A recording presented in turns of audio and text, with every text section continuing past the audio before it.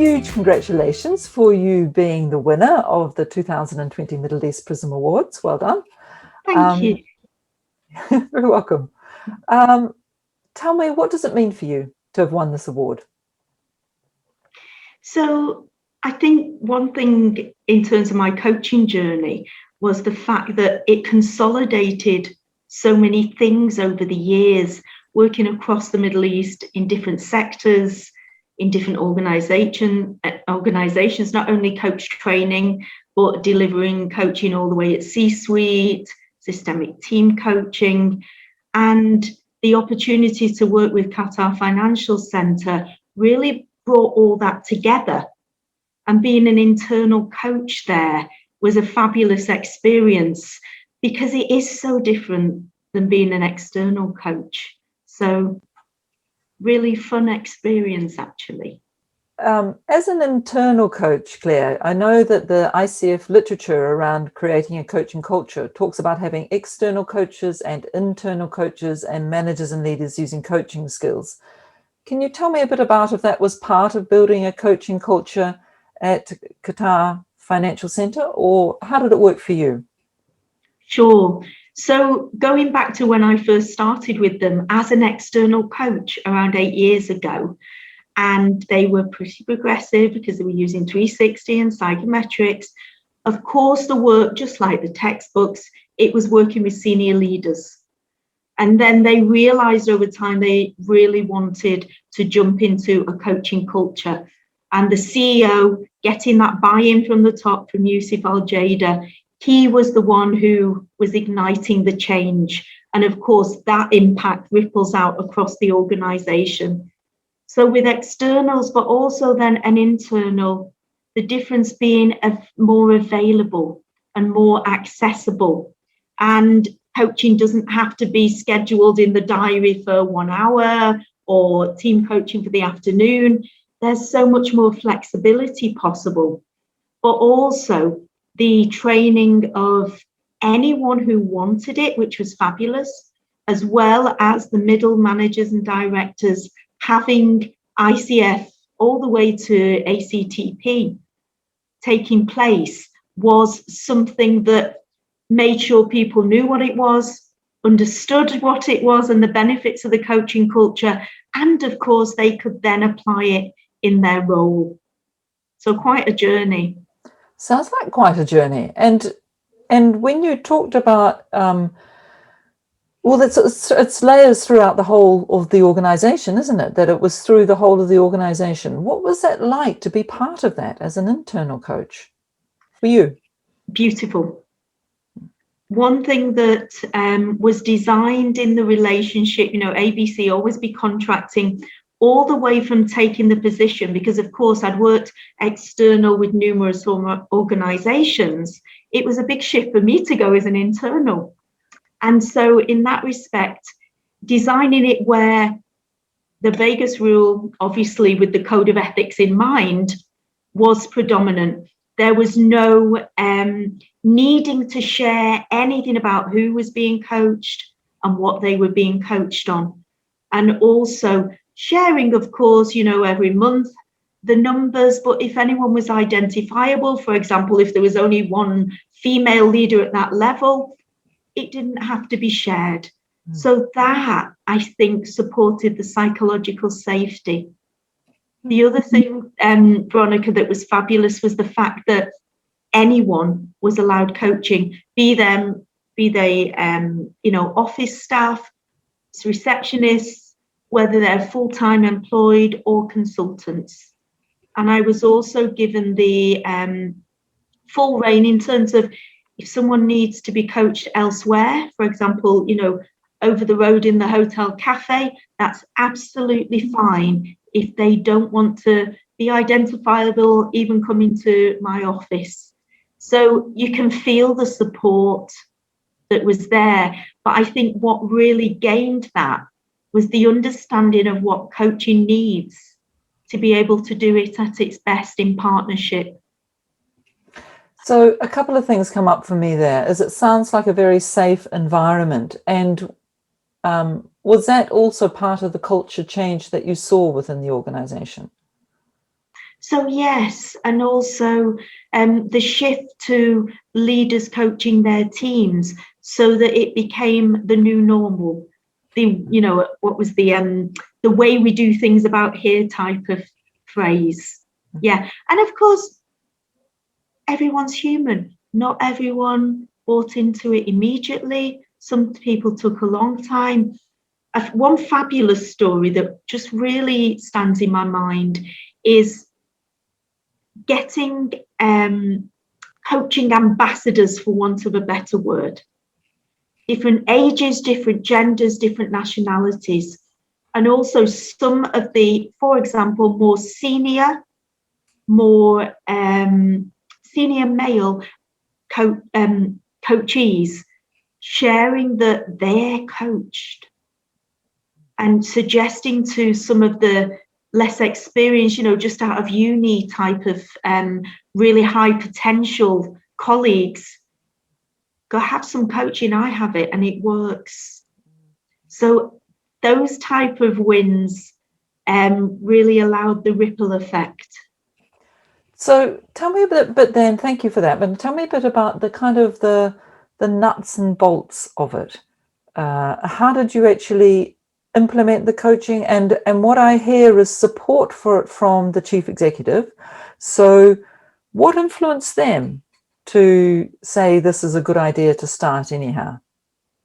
So definitely they were interested in this area and they were happy for their team to be coached, and also having 360 themselves on leadership competencies.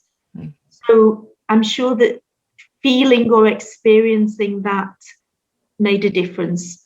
But then also wanting to stay ahead of the game, knowing that being in the financial sector, this just totally happens in Wall Street and the Fortune 500s. So I really feel that selling the case studies and the names of the bigger organizations, that type of thing supports the sale of the why a coaching culture should take place. And was it, I mean, some people, the start of a coaching culture is because there's a problem and that the coaching helps to solve a problem. Would you say that was where it was coming from? So I feel that it was ready for a transition to embracing a coaching culture. After having external coaches, there was an appetite.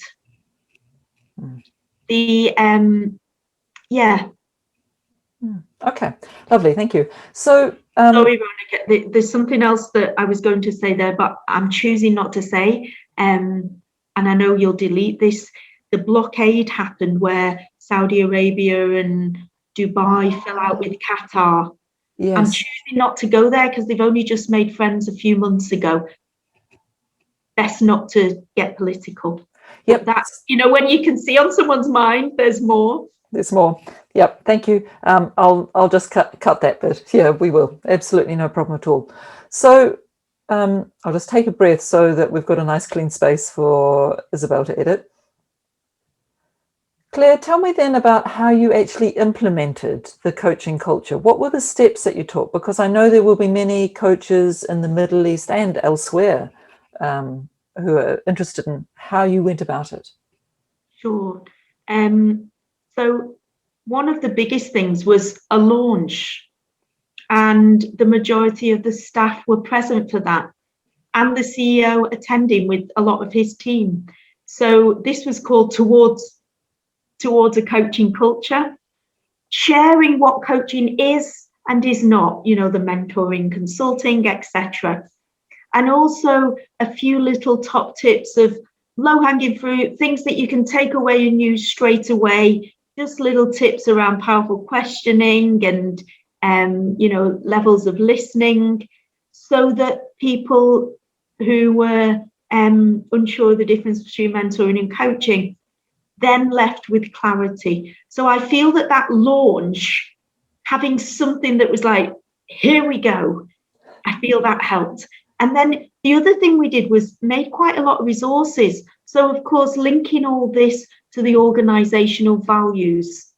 So I was part of reigniting redesigning and reigniting the values with, of course, all the flyers and the things that go with that and the clear definitions, and then moving on to behavioural competency frameworks as well. And also, when anybody joined the organisation, they received a reflective coaching journal, as well as a little chat with me around, hey, we coach, and what it is and ways to access it and so forth, and the confidentiality that was agreed. So by that being given right on the onboarding, that sets the stage for the way we do it. The other thing we did was created, this is a big sentence, performance management coaching conversation cards. Basically, some cards that were tangible, and especially for first line managers who are doing it for the first time. Here are around a coaching model, the Coach Me model that was also translated into Arabic that we started using. They have the cards mapped to the model with results in the centre. And so they can literally prepare before a performance management coaching conversation. And we're using conversation as an ongoing thing, not the performance appraisal that happens once or twice a year. And so the cards can be literally drawn upon or plan which ones are most relevant for that session, and treating it just like any coaching session. What do you want to achieve from this session? And what will achieving that result bring to you and your team? And what way will that align to your objectives and the organizational strategy? So bringing that synergy seemed to have an impact as well. And then, of course, the coach training, which was anything from a few hours all the way to some people completed over 80 hours, obviously mental coaching as well, and supervision. Wow. That's a really comprehensive program, isn't it? I mean, and you are rolling this out for anybody within the organization. Correct, which was beautiful. Yeah. Mm. Yeah. It's something very egalitarian about that. Mm. Yeah. Okay. All right. So what did you find were the benefits to the organization from implementing a coaching culture? So reducing silos was a target. And even by people getting together in these sessions, and obviously then it was physical, by being together and coaching on anything to do with work or life or anything at all, people get to know each other more. It also created that ambassador role. They go back to their department and share what's been going on and what they've learned. I think that was, one of the main things, breaking down the silos. It's related to that, more clarity and understanding around what other departments are doing. So the dependencies and the setbacks and the way we can work together using that systemic lens, listening through coaching to the stakeholder needs. So at the start of lockdown, we even went to supporting the actual companies that register under QFC for people who needed just conversations around resilience at that particular prickly time, etc. So how big was QFC, Claire, at the time that you were doing the coaching culture? So I believe around 180 employees, and some were outsourced from that. And then I also did work with the court, Qatar International Court, and the QFBA, Qatar Financial Business Academy, and the regulatory authority. So what was also nice was people from these related sister entities attended the coach training as well, which really shook things up in a positive way, because it wasn't just the same people all the time in the room. And sometimes we had visitors in from different organisations as well. So quite different experiences every session. So you're taking it out into the partnerships and the community of the Qatar. Yes. Yes. Okay. So this probably goes back a little bit, but I have a question around when everybody had the opportunity to take it up. Did you find that there was more uptake by those in senior roles, or was it kind of evenly spread across the whole of those 180 employees? It totally depended at different times. Initially, there was not as many Qatari males, and there was more female expats. And then over time, I'm thinking of one particular time after the coach training, so that must have had an impact. There was more of the junior, the ones that were coming through. And then even interns had coaching as well. Yeah. Okay. All right. Wow. It sounds a real success. Well, talking about success, how did you kind of measure what was successful about the program? So partly numbers, how many sessions people had, how many times they came back. There was always brief evaluations after the individual coaching sessions and the team coaching to just gauge that, immediate feedback, but then also written feedback over time.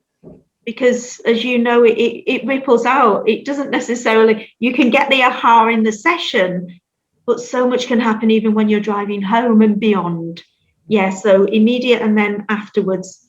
And then also the number, the increase in the demography who was taking it up. And that was something the CEO was really quite interested in as well. What happened in the difference in the demography taking up coaching? So it became totally more diverse. Okay, you have a large expat community in Doha, I presume. So when you talk about becoming more diverse, more Qatari, or how? Yeah, totally mixed in terms of age level in the organization, gender, and also, Qatari or non-Qatari. Oh, wow, great. Yeah. Okay, so how sustainable do you think that that coaching culture is within QFC? So I think what's supporting it is the fact that it is linked to the behaviours and the values. And so that's always there. And if they're kept alive, we did workshops around each of the values as well, delivered them in a coaching experiential style so that people could really experience, embody, connect with the different values. And again, keeping that going all the way from when people join. Did you have a formal kind of assessment in terms of return on expectation or a return on investment? So the return on investment, it was measured more, I always get mixed up in qualitatively, quantitatively, by how people felt the impact on their teams was. Yeah. And, the budget for coaching was always a line item. And I think that shows buy-in, and it increased over time. So again, the support was sustained to allow just more creative ways of delivering as well. Yeah. Okay. And then keeping that thing of the way my room was placed in the building so that people could come quite confidentially, really. Yeah. So somebody could come via your room without anybody else knowing about it, is what you're saying? Yes. Yes. Yeah, it's strategically an interesting thing to do, isn't it? Yeah, yeah. Yeah, okay, great. So what do you think that the future of QFC looks like with that coaching culture embedded into it now? So in terms of one of the values of being dynamic, innovative, There is more open, honest, transparent, frank and delivered in the right way, which supports innovation. And Qatar's got the World Cup around the corner, and we've all had the experience of COVID and the way we've had to work more iteratively and flexibly. I think also being a certified agile coach supported that period of time by its elements of project management, and also the landscape has changed. What way can we listen to the stakeholders to ensure that what we're now doing, is on purpose for what their new needs are? So it sounds as though flexibility and that agility was also very important within the organization. Definitely. Yeah. Mm. And it's fast-paced. And it's fast-paced, yes. Yeah. Claire, anything that you'd like to add? Anything like you kind of think, oh, you want to say this and I've missed it out? I think one of the things that really allowed it to work was having a core of people across the organisation that kept things going. We even had book clubs and all sorts of things. The sharing of articles. I used to write something on leadership or coaching or related topics about every Thursday's the end of the week, every second Thursday. And you're talking about the return on investment as well, monitoring how many people opened it and read it. And, you can even see how long they stay on it, etc. That type of thing helps gauge the interest. So that was useful. But the other thing is there was, for example, certain departments that were labelled as, it's not for them. And then people came and experienced some of the coaching or the coaching sessions. And then it was like, oh, wow, I can use this in my role, despite it being, quite left brain or X, Y, and Z and, policy procedures, etc. Because there's always ways in terms of negotiation and conflict resolution.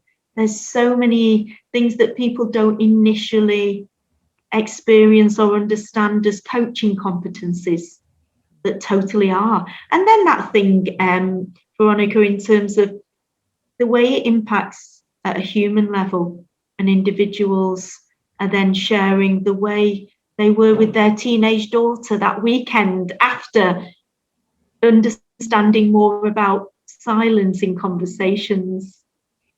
It sounds a very beautiful thing, actually. It sounds as though it had a big impact both for QFC and stakeholders in that and the individuals involved. So yeah, congratulations to you.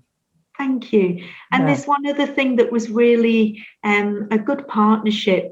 When I'm co-founder of ICF Doha with the other initial board members about 2 years ago. And so QFC were very kind in terms of allowing us to use the facilities there, which obviously really supported the early events, having a location that could take 40, 50 people, etc. That type of thing also helped the organisation, because any of those invites that were relevant, for example, we had Jonathan Passmore from Henley Business School for the very first event talking about positive psychology. He happened to be here at the time, so that was a good win-win. And people from the organisation were able to come and attend those sessions. And it was literally, that twilight 5 o'clock on their doorstep, just downstairs. So I think that type of partnership supported, hey, this has a lot of people coming. Our membership then was about 50, 60 people for ICF. Yeah. Wonderful. Do you have any kind of message, if you'd like to give to other coaches who, or other leaders within organizations who may be thinking of implementing a coaching culture? Yeah, so what I'd say is buying from the top, absolutely key in terms of facilities, finance, and everything else, and them being out there, I'm coached, and this is a good thing. And getting across that message, coaching is also drawing on strengths and strengthening them even more. It's not where someone goes because they're underperforming or just for development. But then for me, the key is taking it from all angles. So coaching top down, across the middle, this person in this team coaching that team, so the team leader can be part of the team when the team coaching is taking place, and also bottom up. Those naive questions from someone who's not as experienced can just be absolutely fabulous. And then the platinum model, it's the way we do things, and even our clients are aware that we coach. Yeah, lovely. Thank you, Claire. Thank you very much. Pleasure. Great to chat to you. You too.